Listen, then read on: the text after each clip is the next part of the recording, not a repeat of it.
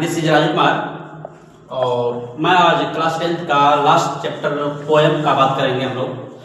जिसका चैप्टर है फॉग, जो इन्होंने लिखे हैं कि कार्ल सैंडबर्ग जो लिखे हैं, और इन्होंने इस पोएम एक अच्छा एक्सप्लेनेशन किए हैं। और जो पोएम है इसमें एक बिल्ली और फॉग से तुलना किया गया है। फॉग क्या होता है, जैसे हम लोग कोहरा बोलते हैं इसको।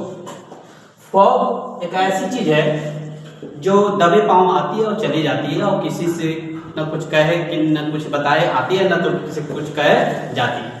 देखिए क्या है फॉग, क्या है द फॉग कम्स, माने फॉग क्या करती है, आती है।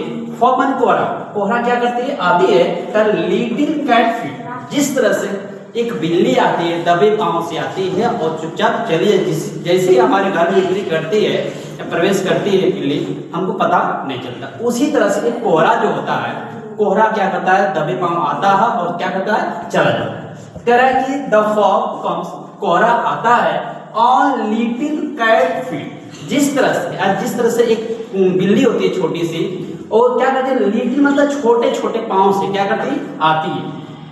कह रहा है कि इट सिट्स लुकिंग, वो क्या करते हैं, लुक बैठ मतलब लुकिंग मतलब बैठ मतलब सिट में बैठी रहती है। जिस प्रकार से कोहरा पेड़ पौधे जैसे कोई चीज है उस पर आकर क्या करता है, सिट कर जाता है, बैठ जाता है। उसी तरह क्या करती है, बिल्ली आकर बैठी रहती है। फिर कह रहा है आवर हर्बर एंड सिटी।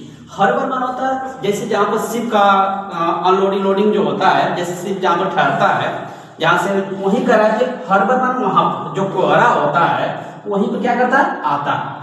कोहरा वहां क्या करता है, आता है। एंड सिटी में हमारे कस्बों में शहरों में क्या करता है, वो आता रहता है। कह रहा है कि ऑन साइलेंट मतलब चुपचाप, मतलब जिस प्रकार से एक बिल्ली दबे पांव आती है उसी तरह कोहरा भी चुपचाप क्या करता है, चुप आ जाता है, उस पर सिट कर जाता है, बैठ जाता है।